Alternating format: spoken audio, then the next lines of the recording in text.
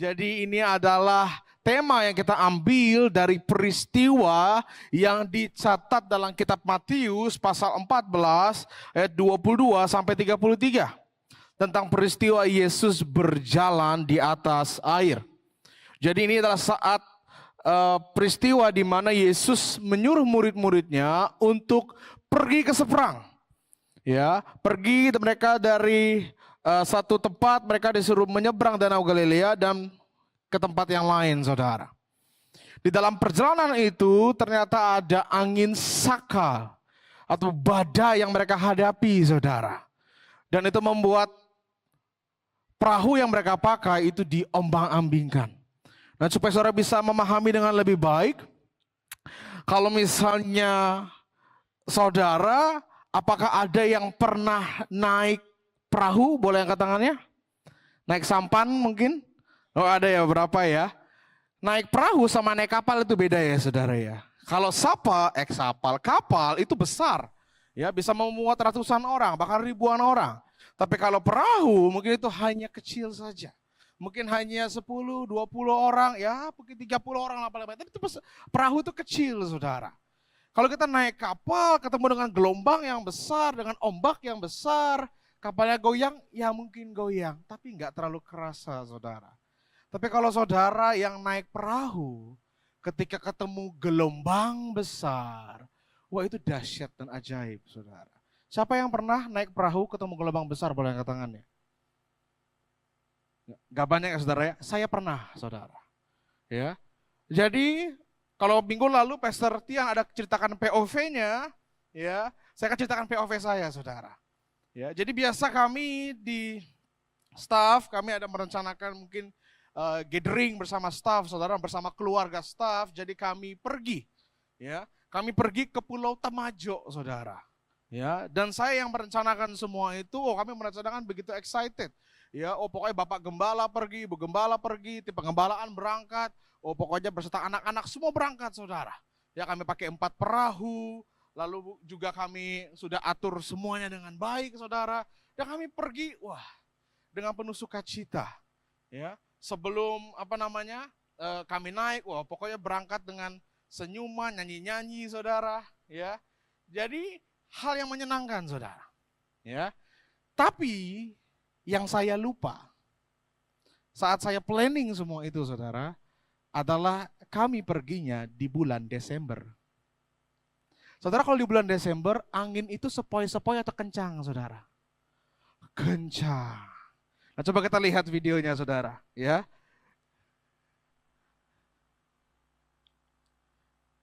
Ada audionya? Jadi ini ketika kami berangkat, saudara. Putar lagu. Allah Tuhan Yesus, Tuhan Yesus. Tuhan Yesus. Allah Tuhan Yesus, tolong. Aduh Tuhan. HP, hati-hati HP. Oke, boleh di pause. Boleh di pause, ya. Jadi saudara bisa melihat di video itu, saudara, sebelum pergi ini, kami dengan sukacita, saudara. Ya.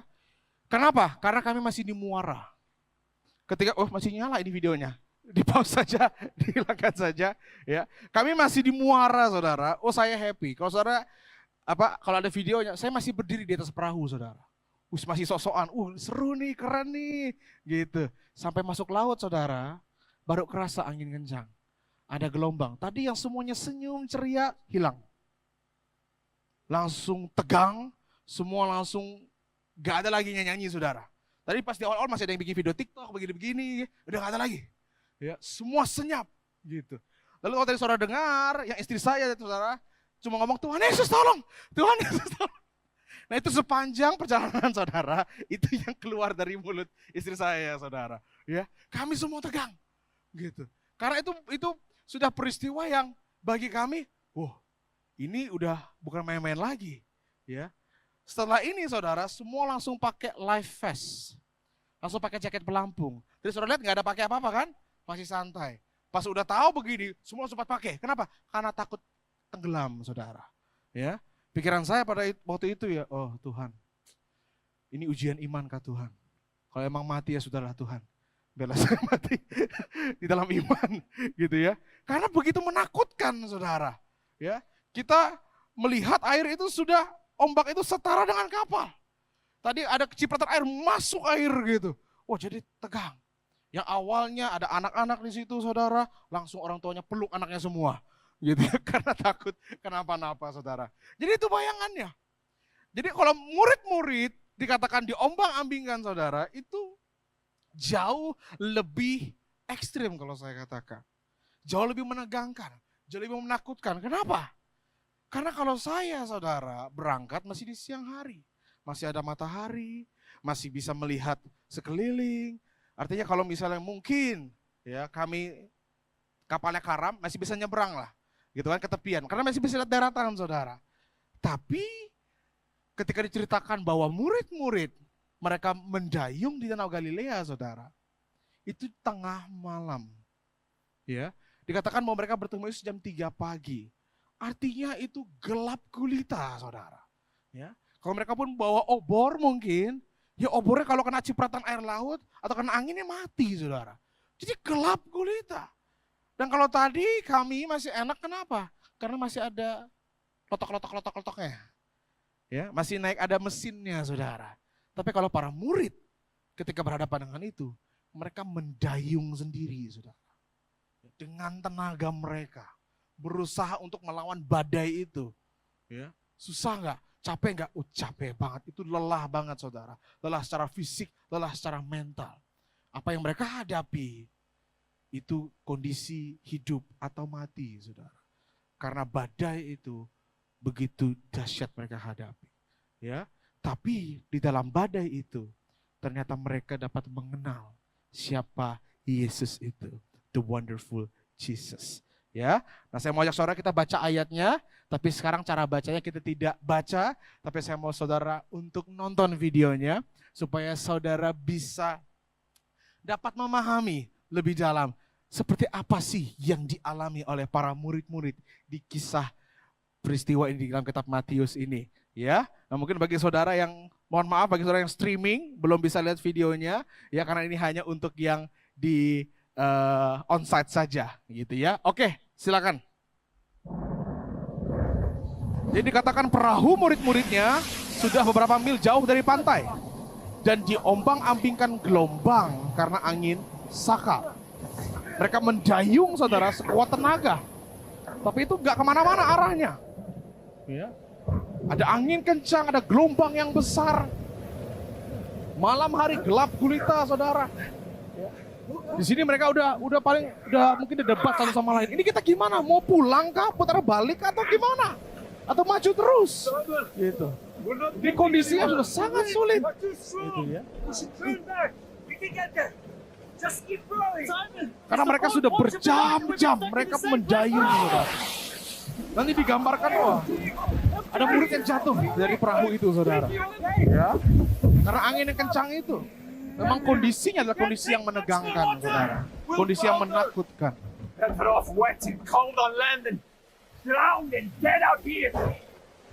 Nah ini Yohanes, saudara, gambarannya. Yohanes melihat sesuatu.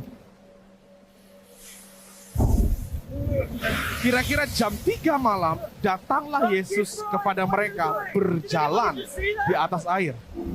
Ya. Karena gelap gulita, mungkin mereka hanya bisa melihat siluetnya Yesus kalau ada petir. Ini tadi gambarannya, saudara. Mereka bingung. Ketika murid-muridnya melihat dia berjalan di atas air, mereka terkejut dan berseru, itu hantu, hantu. Lalu mereka berteriak-teriak karena takut, saudara. Ya, karena itu udah situasi yang udah sangat menegangkan. Ditambah ada muncul siluet gitu, saudara. Dalam kondisi yang gelap gulita, mereka udah bingung.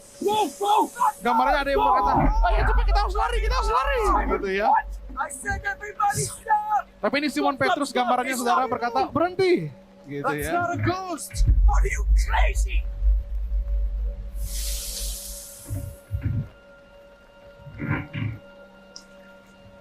Ini gambaran Yesus berjalan atas air, saudara. Tetapi sekarang Yesus berkata kepada mereka, tenanglah, aku ini, jangan takut. Mereka nggak bisa lihat Yesus, saudara, karena gelap. Cuma bisa dengar suaranya saja. Lalu Petrus sudah menjawab dia, Tuhan, apabila engkau itu, suruhlah aku datang kepadamu, berjalan di atas air.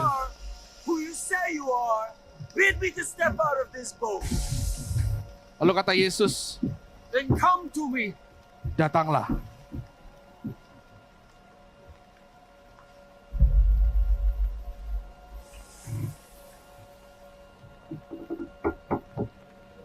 Lalu dikatakan maka Petrus turun dari perahu, saudara.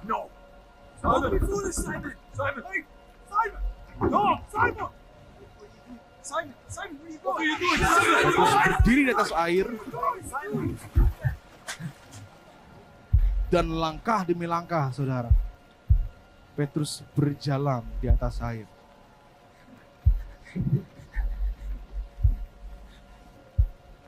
Keep your eyes on me. Jadi digambarkan Yesus ngomong sama Petrus, arahkan pandanganmu kepadaku. Tapi Petrus, saudara, ketika dirasanya tiupan angin, dikatakan takutlah ia. Ketika dia mulai melihat gelombang itu yang besar menerpa dia, angin yang kencang itu, ketika dia takut mulai tenggelamlah Petrus. Lalu dia berteriak, Tuhan tolonglah aku.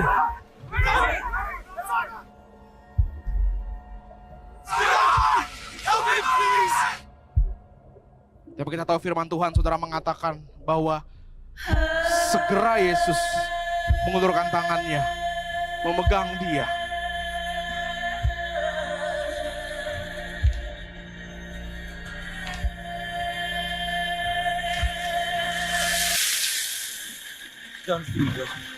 Lalu Yesus berkata kepada Petrus, hai orang yang kurang percaya, mengapa engkau bimbang?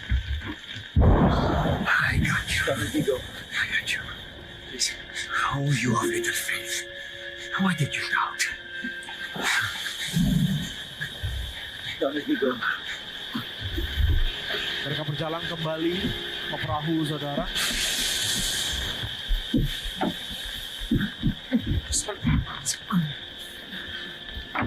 Come on, help him. Help. Bagi Petrus mungkin tadi itu momen yang campur aduk, saudara. Tadi dia mengalami momen yang dahsyat. Dia berada atas air, saudara. Tapi dia juga mengalami momen di mana dia hampir mati. Dia tenggelam, saudara. Jadi gambarannya di sini dia shock, saudara. Tapi firman Tuhan katakan ketika mereka naik ke perahu, dikatakan angin pun redalah.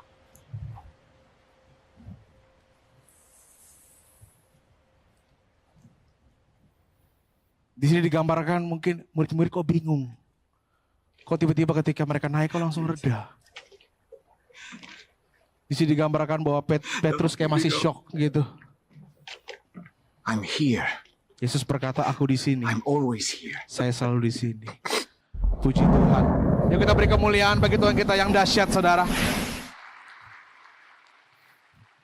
Jadi ini gambaran. Supaya saudara bisa memahami dengan lebih baik apa yang benar-benar dialami oleh para murid. Betapa dahsyatnya itu, tapi satu sisi betapa menakutkannya itu, saudara. Badai yang dihadapi bukan badai yang biasa. Badai yang membuat mereka bisa bicara hidup atau mati. Nah, hari ini saudara kita akan sama-sama belajar melihat.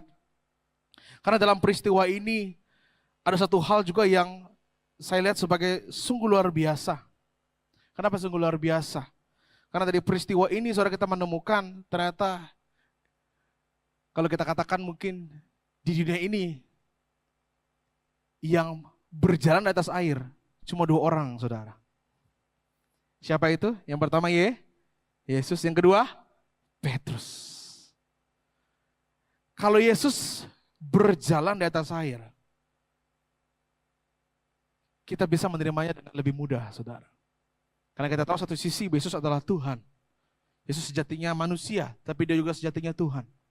Dia berkuasa atas ciptaan, saudara. Tetapi Petrus, ia adalah manusia biasa, nelayan yang sederhana. Orang yang tadi juga sama-sama ketakutan ketika menghadapi badai di perahu, saudara. Tapi kita bisa melihat dahsyat dan ajaib Petrus berjalan di atas air. Ya, jadi ini yang kita pelajari hari ini, saudara. Saya percaya ini bisa memberkati saudara, karena itu saudara kalau mau catat boleh catat ya, dan jadikan firman ini seperti Bapak Gembala, jadikan firman ini pegangan untuk saudara menjalani sampai akhir tahun ini, sampai tahun depan saudara. Ya, nah kita lihat sama-sama yang pertama, kita lihat dari permintaan Petrus saudara. Ketika Yesus berkata, tenanglah aku ini, jangan takut. Ya, ketika Petrus mendengar suara itu, dia langsung ngomong saudara. Petrus berseru dan menjawab dia, Tuhan, apabila engkau itu, kenapa Petrus berkata apabila engkau itu? Karena dia belum yakin saudara. Mereka belum bisa lihat Yesus karena gelap gulita, mereka coba bisa dengar suara aja. Tapi Petrus mungkin ketika dia mendengar suara itu kok familiar ya. Maka dia berkata, Tuhan, apabila engkau itu, suruhlah aku datang kepadamu, berjalan di atas air. Nah Petrus ingin diyakinkan saudara, apakah itu benar suara Yesus. Dia meminta Yesus untuk menyuruh dia datang kepadanya dengan berjalan di atas air. Namun saudara, permintaan Petrus ini, kalau kita katakan adalah permintaan yang tidak masuk akal. Permintaan yang kita bisa katakan ekstrim. Gila. Kenapa? Karena di badai yang mereka lewati saudara, lebih aman, jauh lebih aman. Dan jauh lebih nyaman di atas perahu. Perahu itu bicara zona aman saudara. Tapi air itu bicara zona kematian saudara. Jadi kalau tadi kita lihat di video tadi, ketika Petrus ngomong seperti itu, murid-muridnya langsung ada yang ngomong, are you out of your mind?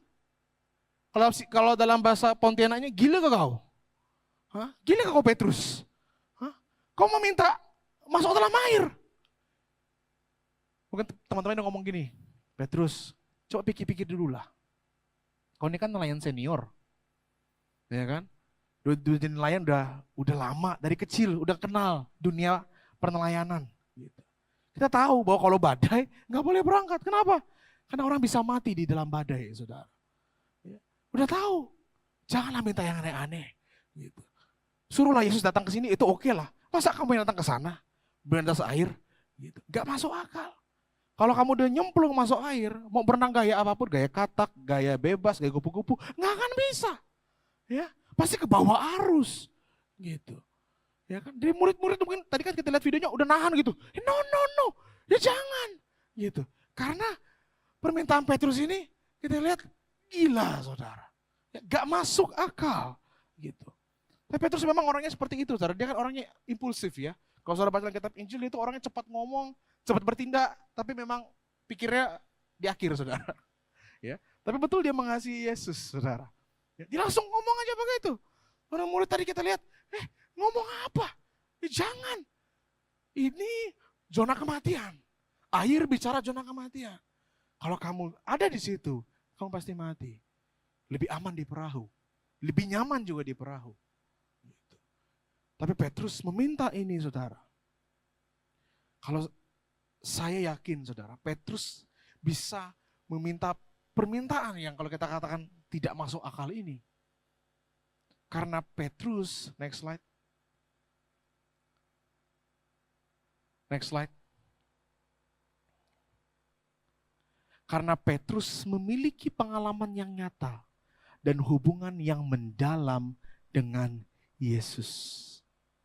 Ketika Yesus ngomong, tenanglah aku ini, jangan takut. Petrus mendengar dan dia kayaknya familiar deh. Artinya apa? Dia mengenal suara Yesus. Dia tahu bahwa yang ngomong itu adalah pribadi yang selalu bersama dengan dia. Petrus hidup bersama dengan Yesus, berjalan, tidur, makan, setiap hari bersama dengan Yesus, mendengarkan perkataannya, melihat Yesus melayani, melihat mujizat yang dilakukan oleh Yesus. Saudara, apa yang murid-murid alami di sini itu bukan pertama kali. Murid-murid sebelumnya juga sudah pernah mengalami badai saat mereka sedang dalam perahu. Di Matius 8 diceritakan seperti itu, saudara. Tapi di situ Yesus langsung ngomong sama badai itu, tenang. Dan badai itu tenang, saudara. Jadi Petrus sudah punya pengalaman-pengalaman bersama dengan Yesus yang nyata yang dia lihat, yang dia rasakan. Ya. Dia melihat Yesus menyembuhkan mertuanya. Dia lihat Yesus memerintahkan dia untuk menebarkan jala. Di tempat yang tidak ada ikan, dia sudah berusaha mencari ikan tapi nggak ketemu. Tapi ketika Yesus yang perintahkan, ditebar jala itu, ternyata ikannya diperoleh jauh lebih banyak daripada biasanya. Sampai digambarkan bahwa jala itu ingin robek, saudara. Artinya ada mujizat Tuhan di situ. Dia melihat Yesus menyembuhkan orang sakit, mengusir setan-setan. Jadi ada pengalaman yang nyata dan hubungan yang dalam dengan Yesus. Itu mengapa saya yakin Petrus bisa ngomong begitu. Karena dia kenal siapa pribadi yang ada di depan dia. Yang sedang berjalan di atas air. Yaitu Yesus. Yang setiap hari bersama dengan dia. Nah, saudara perhatikan ini.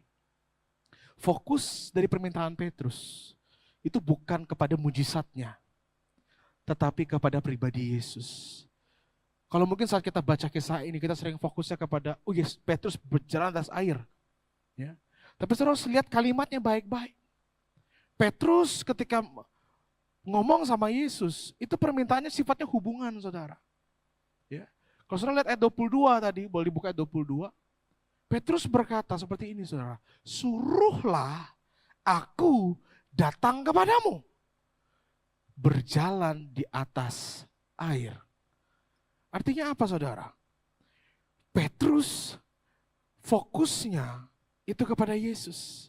Sementara yang Petrus minta itu untuk mendekat kepada Yesus. Untuk datang kepada Yesus.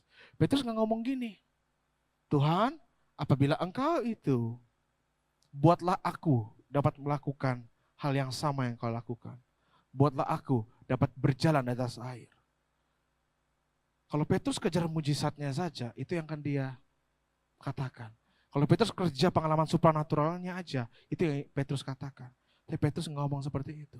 Petrus berkata, suruhlah aku untuk mendekat kepadamu. Saudara, bagi Petrus dari perkataannya ini, berjalan di atas air itu bukan tujuannya. Melainkan itu hanya cara. Tujuannya adalah dia ingin datang kepada Yesus. Dia ingin mendekat kepada Yesus. Jadi perhatikan ini, saudara.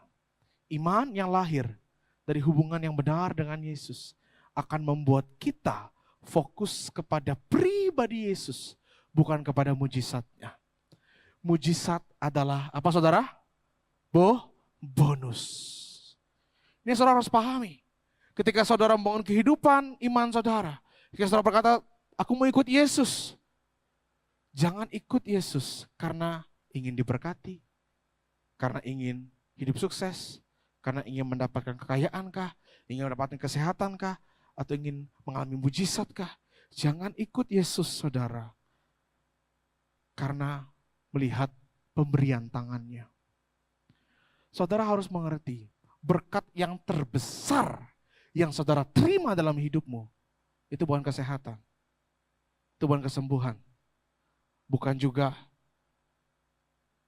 kesuksesan, bukan juga mujizat. Berkat yang terbesar yang saudara terima, itu adalah pribadi Yesus yang tinggal di dalam hidup kita. Itu berkat terbesar yang saudara terima. Dan saya mau katakan itu cukup buat saudara. Jadi kalau saudara menerima mujizat, puji Tuhan. Kalau tidak menerima mujizat, puji Tuhan. Yang mengerti katakan amin. Jadi saudara harus mengerti. Kalau kita hanya fokus sama mujizatnya saja, maka kalau kita tidak mendapatkan yang kita inginkan, atau malah mendapatkan sebaliknya, kita pikir ikut Yesus dapat mujizat, tapi setelah ikut Yesus ternyata dapat badai, maka kita akan dengan mudah dapat meninggalkan Yesus dalam kehidupan kita, saudara. Saudara, satu hal yang menarik dari kisah peristiwa ini, murid-murid ketika disuruh menyeberang, saudara, murid-murid nggak tahu ada badai di situ. Mereka hanya menyeberang. Dan dalam perjalanan mereka menghadapi badai yang bisa menentukan hidup dan mati mereka. Karena badai itu begitu menakutkan, saudara. Tapi harus mengerti, mereka masuk dalam badai itu karena mereka mendengar perkataan Yesus. Karena mereka taat mengikuti perintah Yesus. Karena terkadang kita berpikirnya kalau badai, kalau ada persoalan datang dalam hidup kita, ini iblis nih. Ini roh jahat nih, ini setan nih. Tapi dari ayat ini, badai yang murid-murid hadapi, itu karena Yesus perintahkan mereka untuk pergi. Jadi saudara, dalam hidup ini, terkadang ada badai yang bisa datang. Bahkan saat kita berkata, Tuhan, aku ingin mengikuti perintah-Mu. Tuhan, aku ingin mentaati perintah-Mu. Paling simpel aja saudara. Kalau saudara berdoa sama Tuhan, Tuhan aku ingin menjadi serupa dengan Engkau.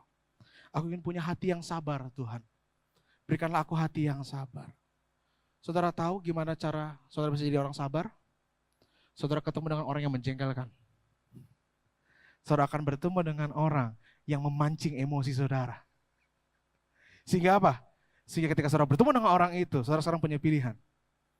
Apakah saudara mengikuti perintah Yesus dan memilih untuk sabar, menahan emosi saudara, ya, atau saudara meledak-meledak. Gitu. Tapi ketika saudara memilih keputusan yang baik, mendengar perintah Yesus, taat kepada perkataan Yesus, maka di situ saudara menang. Saudara level up dalam kerohanian saudara. Jadi perhatikan ini saudara.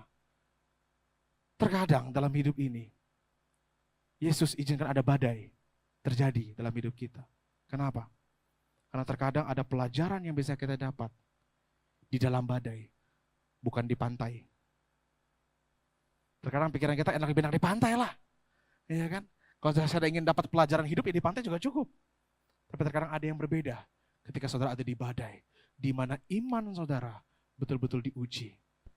Itu mengapa saudara harus mengerti. Ketika kita mengikut Yesus, jangan lihat atau hanya berfokus kepada mujizatnya, atau ikut Yesus karena ingin diberkati. Jangan, tapi lihat kepada pribadi Yesus. Karena ketika kita melihat kepada pribadi Yesus, saudara, mau kita menerima mujizat atau kita menerima badai, tidak jadi masalah bagi kita.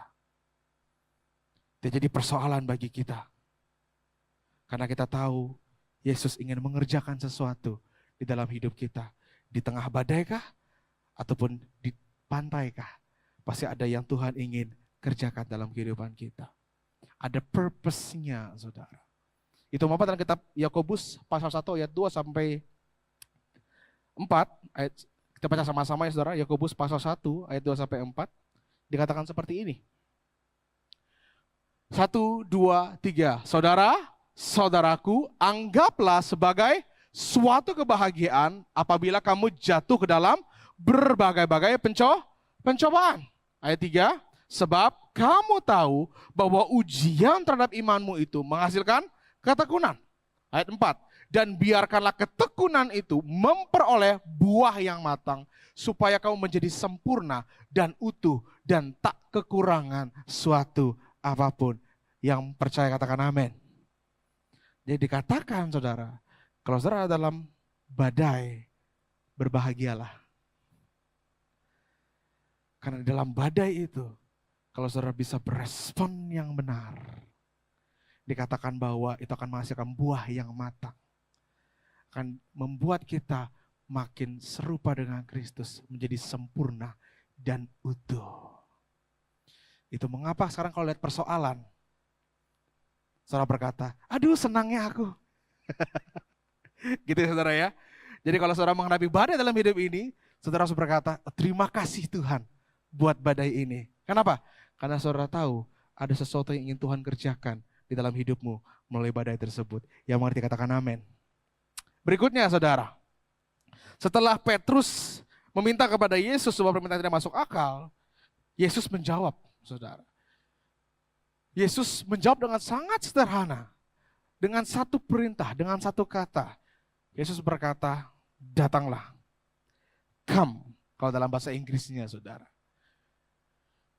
Ketika Petrus minta berjalan di atas air, Yesus cuma bilang, come. Ini menarik saudara. Karena kebanyakan kalau kita, misalnya disuruh gitu, untuk berjalan di atas air. Kalau kita nih, atau mungkin kalau saya, setidaknya saya butuh mungkin instruksi yang lebih lengkap kali ya. Gimana caranya berjalan di atas air.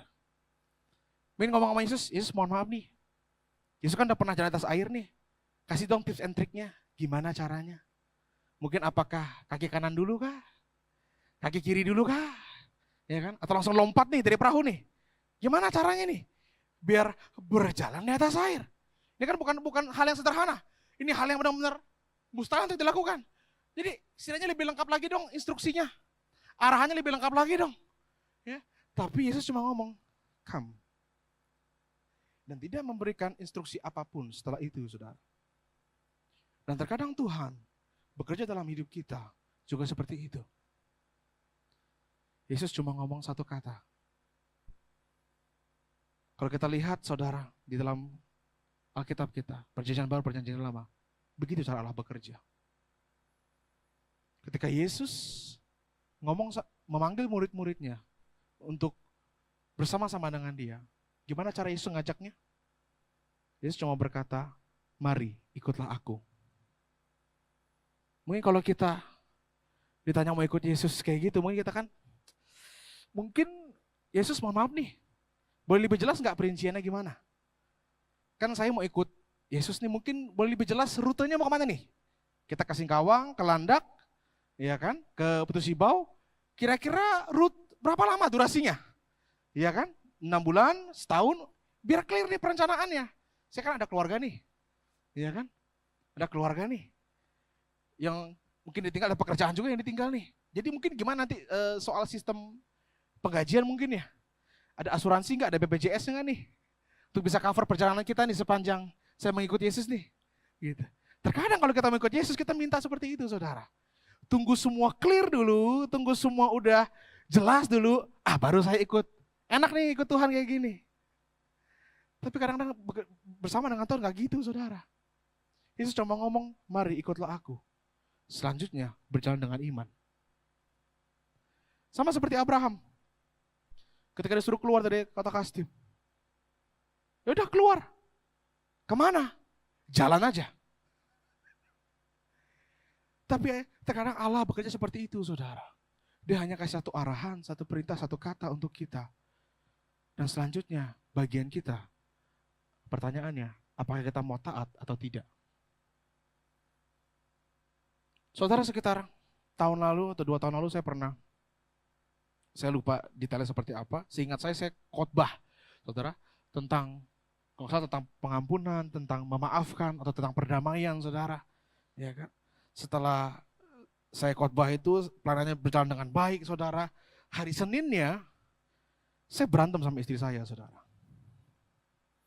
Kami lagi bareng di kasur, lagi ngobrol-ngobrol, tapi obrolannya makin intens.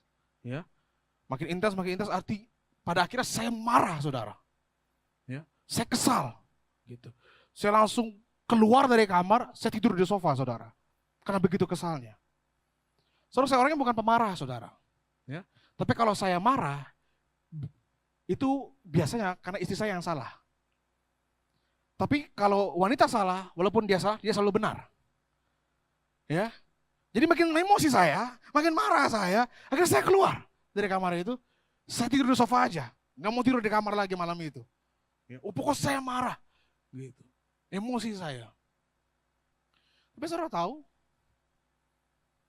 tiba-tiba Roh Kudus ngomong sama saya, di hati saya, dia cuma berkata begini, minta maaf.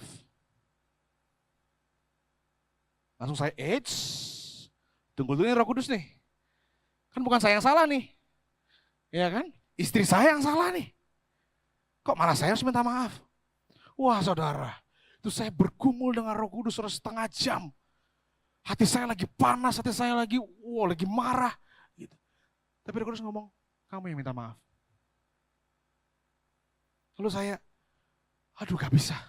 Ini dia yang salah, dia harus tahu kalau dia salah. Ya begitu kan. Gitu. Lalu Roh Kudus ingetin, baru tadi malam loh kamu khotbah tentang mengampuni, tentang perdamaian, baru tadi malam loh. Ya kan? Praktekkan apa yang kamu ajarkan. Saudara, terkadang lebih mudah bagi saya untuk baca firman Tuhan tentang mengampuni, baca firman tentang perdamaian, ngajarin tentang mengampuni, ngajarin tentang perdamaian daripada melakukannya. Terkadang lebih mudah seperti itu, saudara. Ya, tapi Roh Kudus ngomong begitu, minta maaf. Waduh, akhirnya saya belajar untuk taat, saudara. Akhirnya saya datang ke kamar, ya, saya kembali. Saudara tahu biasa kalau wanita marah gimana? Ya kan? Pintu di situ, dia nggak mungkin hadap pintu, saudara. Karena dia nggak mau lihat saya. Dia hadap sebelahnya, saudara. Saya baring di situ, saya berkata, saya coba peluk dia, sayang, aku minta maaf ya. Terus saya gini.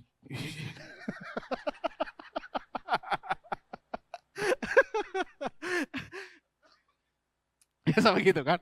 Gitu wanita bilang, sayang, apa sih? Gitu. Gak usah peluk-peluk gitu kan. Tapi saya ngomong, tadi Roh Kudus ngomong sama aku untuk suruh saya minta maaf. Jadi saya minta maaf ya sayang.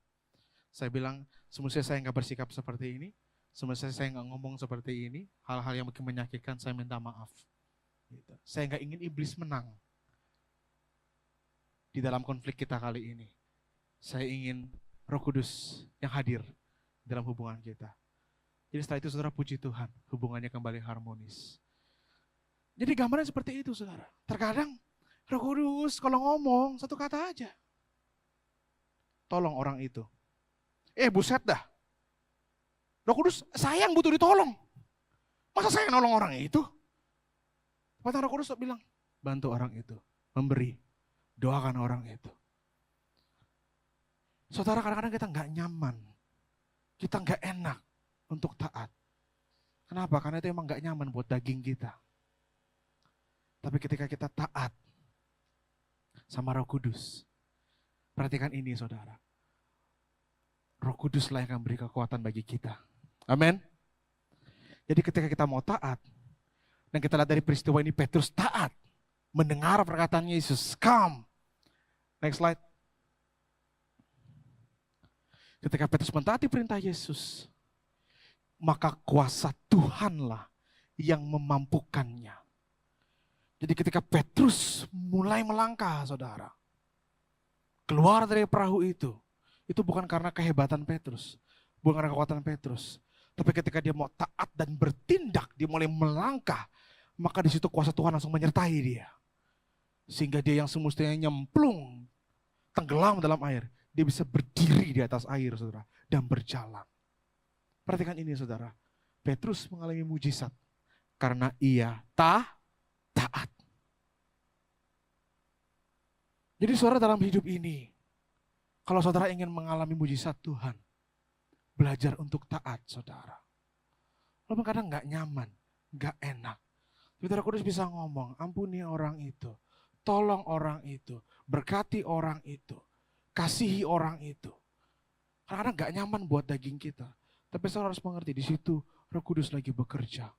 Dan ketika kita mentaati perintah Yesus, maka kuasa Tuhanlah yang akan mampukan kita untuk menjalani perintah Tuhan itu. Yang akan membuat kita hidup di dalam mujizatnya Tuhan. Nah sekarang saya mau tanya, siapa yang mau mengalami mujizat dalam hidup saudara? Boleh angkat tangannya. Bilang kiri kanannya, taat sama Tuhan. Bilang lagi, walaupun gak nyaman. Yang percaya katakan amin. Berikutnya. Ketika Yesus menyuruh Petrus datang, saudara. Dan Petrus dikatakan mulai berjalan di atas air. Saudara harus mengerti, Petrus bisa jalan atas air, itu saya katakan itu punya iman yang luar biasa, saudara. Iman yang dahsyat. Itu bukan iman yang biasa-biasa. Mungkin selama ini ketika kita baca kisah ini, kita selalu mungkin, ya seperti saya mungkin merendahkan Petrus. Kenapa? Karena Yesus ada negur Yesus. Yesus ada negur Petrus. Ya, dia berkata, kamu orang-orang percaya, mengapa engkau bimbang? Kalau dalam bahasa Inggris sudah dikatakan bahwa Petrus itu punya little faith katanya, iman yang kecil. Gitu. Jadi bagi kita, ya imannya kecil banget si Petrus ini. Ya, sampai tenggelam begitu. Tapi saudara harus mengerti, dari ke-12 murid itu, yang mendengar perkataan Yesus, come, dan berani untuk keluar dari perahu itu, hanya Petrus. Jadi bagi saya, iman yang dimiliki Petrus itu iman yang dahsyat, saudara. Ya, iman yang sungguh ajaib.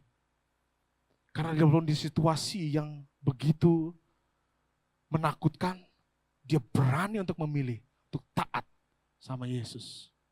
Hanya dia saudara yang sendiri keluar dari perahu itu. Ya, berikutnya, next.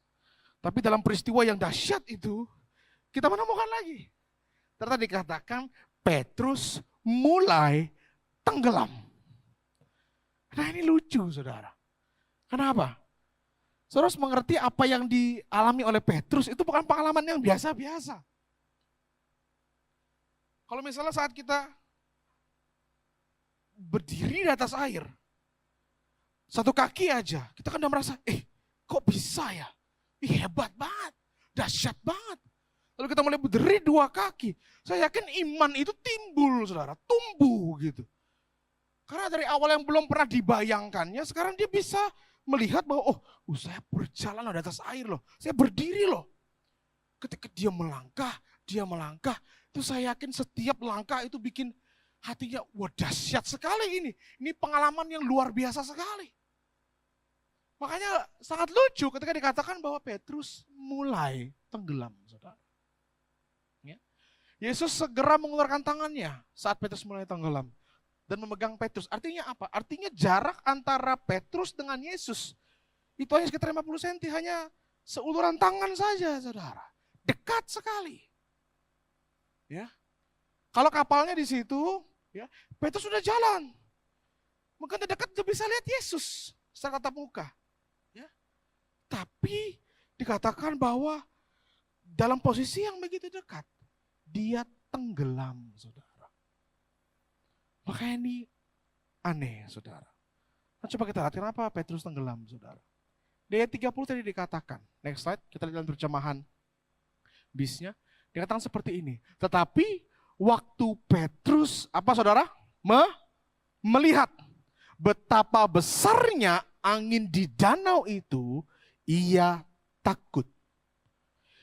Dikatakan bahwa ia melihat angin. Angin gak bisa dilihat saudara.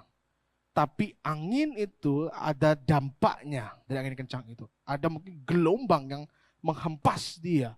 Mungkin ketika dia jalan ada angin yang kencang gitu. Ya, dia bisa rasakan gitu. Jadi dia dikatakan dia mulai melihat. Melihat itu bukan bicara mengenai sekedar memandang, sekedar melihat, enggak. Artinya fokusnya itu mulai bergeser saudara. Dari awal ketika dia meminta kepada Yesus untuk datang kepada Yesus berjalan atas air, dia mengarahkan matanya, fokusnya hanya kepada Yesus. Ketika dia mulai keluar dari perahu itu, fokusnya hanya kepada Yesus. Tapi ketika dia berjalan di atas mujizat, saudara, berjalan di atas air, fokusnya bergeser, saudara.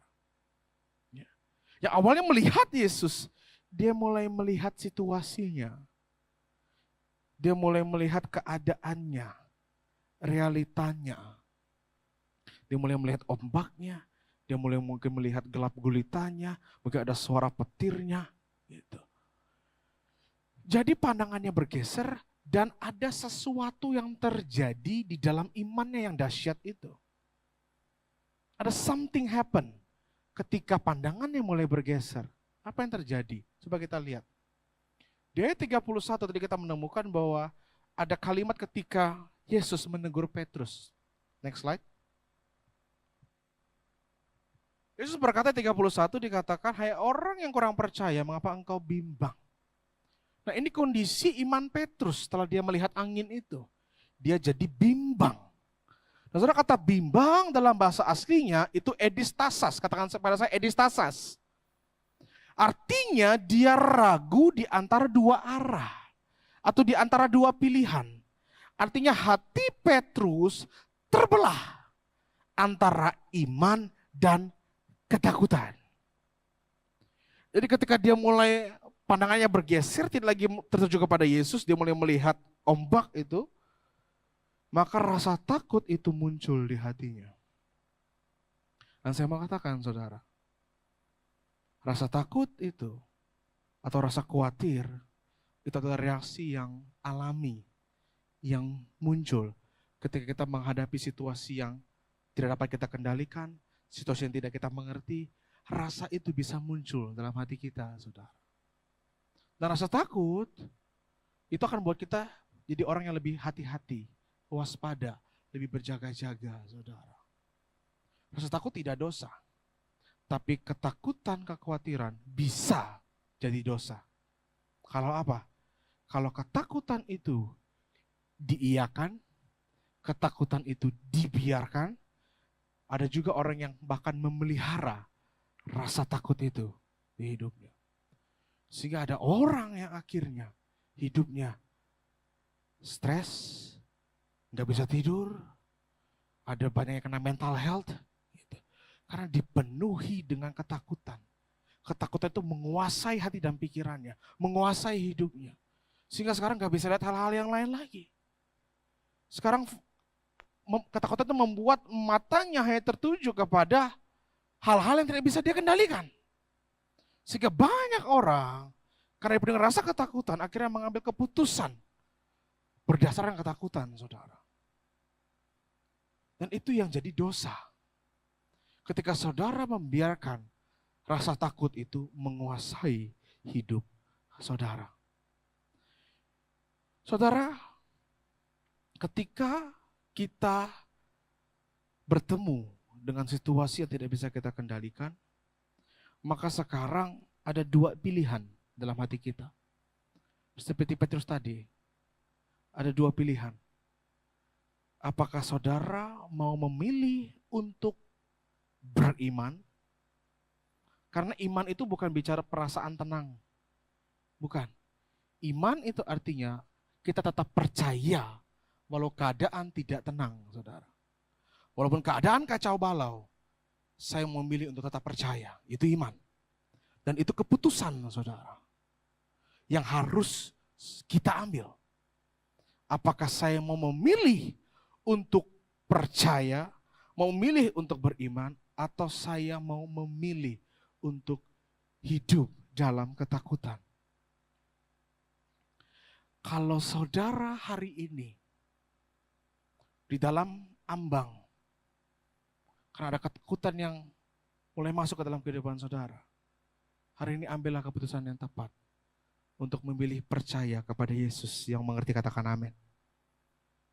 Nah, kalau saudara percaya kepada Yesus, apa yang saudara lakukan? Coba kita lihat yuk, kita baca kitab Amsal pasal 3 ayat 5 sampai 6. Kita baca sama-sama ya saudara, kitab Amsal pasal 3 ayat 5 sampai 6. 1, 2, 3. Percayalah kepada Tuhan dengan segenap hatimu dan janganlah bersandar kepada pengertianmu sendiri.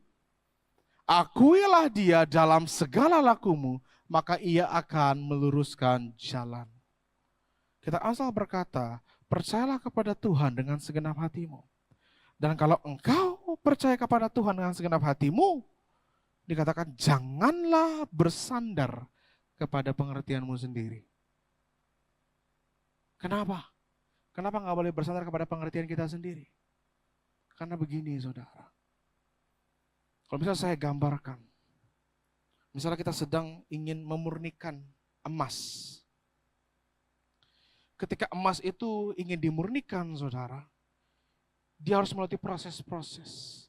Ada masuk bahan kimia, setelah itu dia harus dibakar, saudara. Dibakar dengan api yang sangat panas. Nah, kalau kita mengandalkan pikiran kita sendiri, saat mungkin kita sedang menghadapi prosesnya Tuhan untuk dimurnikan.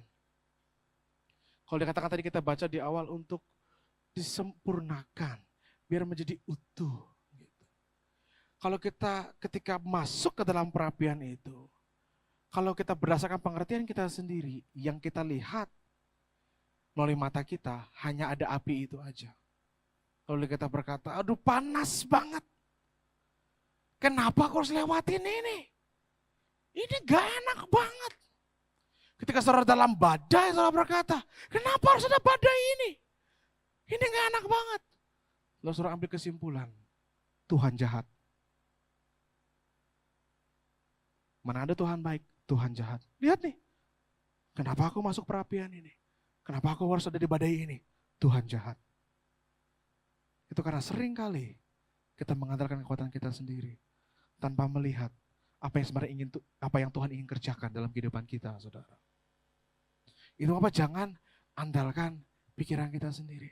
Tapi sekarang, kalau saudara percaya, saudara pegang yang namanya janji Tuhan dalam hidup saudara. Apa sih janji Tuhan? Saudara,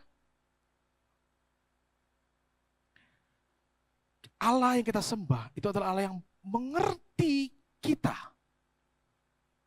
Dia tahu kita manusia ini gampang sekali jatuh dalam ketakutan, saudara.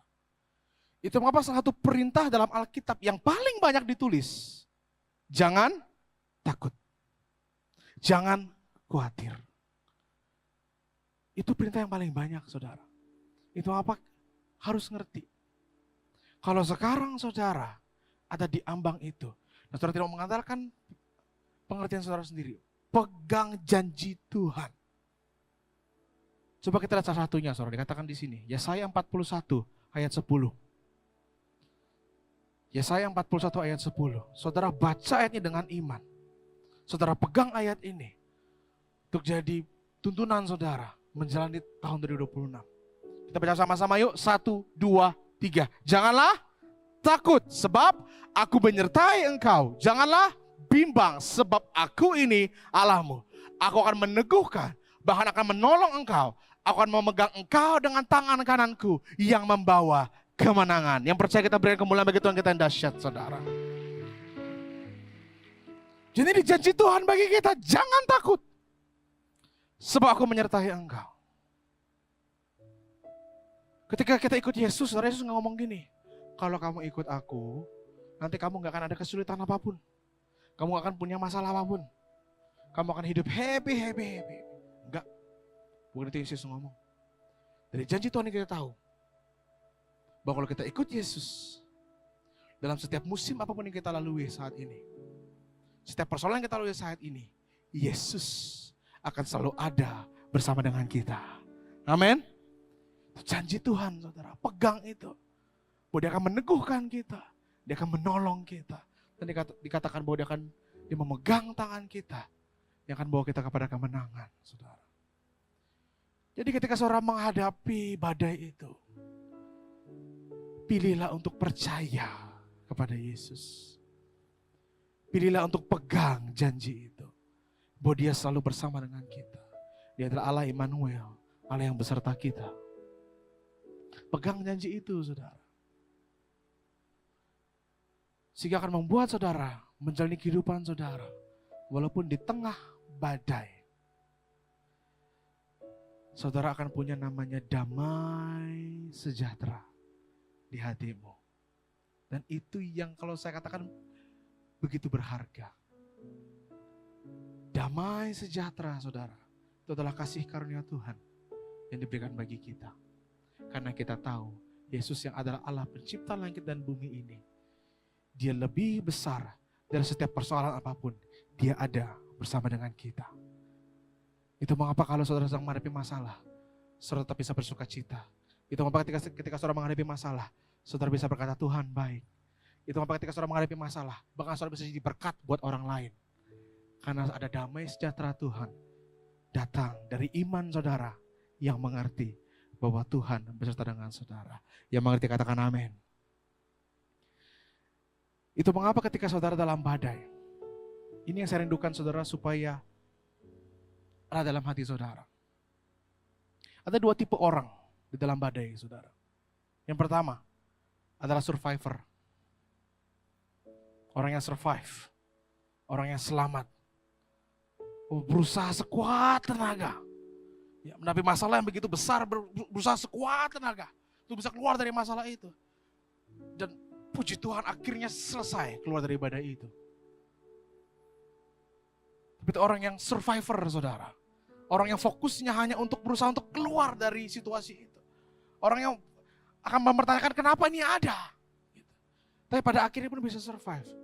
Itu pun juga karena Tuhan. Amin. Tapi ada tipe orang yang kedua saudara.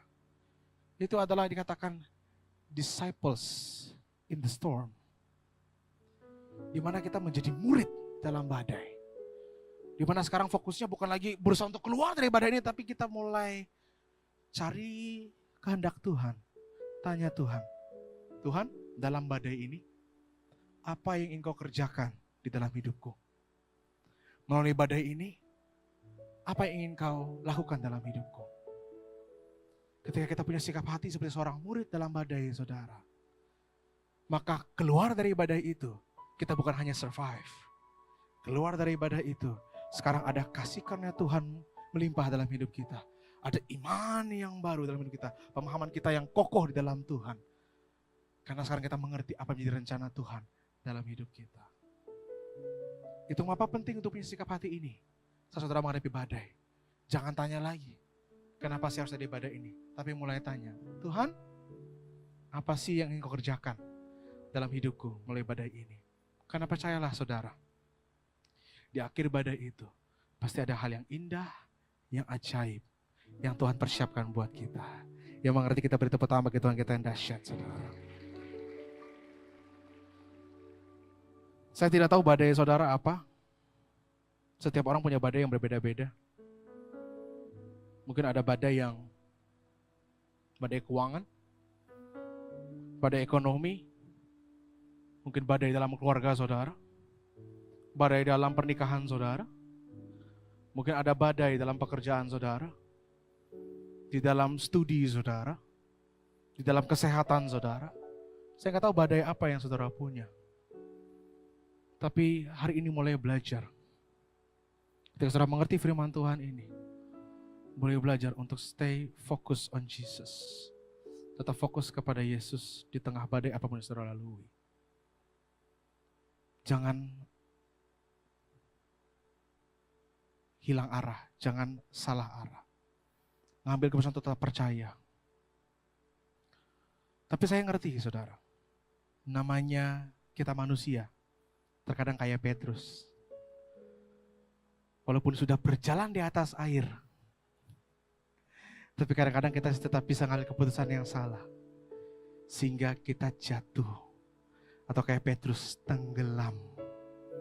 Dan saya mau katakan, ketika kita tenggelam, kita jatuh. Itu bukan akhir dari semua itu. Karena kita masih punya pertolongan yang nyata dalam hidup kita. Itu mengapa kalau hari ini kita mungkin sedang dalam keadaan jatuh, saudara dalam tenggelam, dalam pergumulan saudara, dalam badai saudara. Lakukan apa yang Petrus lakukan. Apa saudara? Dia teriak. Dia berseru. Tuhan tolong. Yesus tolong aku. Lord save me. Mungkin dalam segala situasi saudara gak bisa berkata apa-apa lagi. Udah gak mampu lagi, gak ada tenaga lagi, gak ada pengharapan lagi. Saudara hanya bisa berkata Tuhan tolong. Tapi saudara, itu adalah keputusan yang terbaik yang saudara bisa ambil dalam hidup saudara. Karena perhatikan ini. Firman-Nya berkata, di dalam kelemahanmu, kuasaku menjadi sempurna.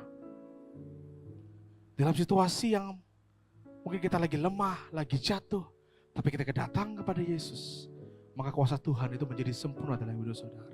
Dan saya mau katakan, ketika Petrus minta tolong kepada Yesus, itu jauh lebih powerful daripada ketika Petrus berjalan di atas air.